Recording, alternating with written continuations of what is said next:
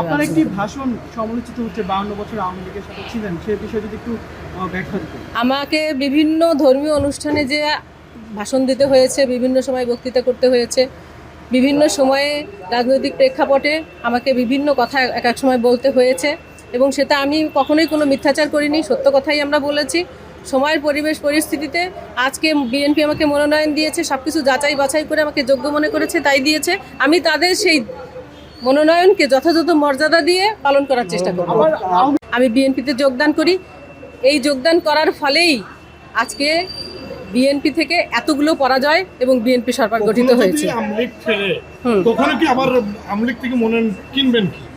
সেটা তখন বলা যাবে, অতদিন আমি বাঁচতেও তো না পারি।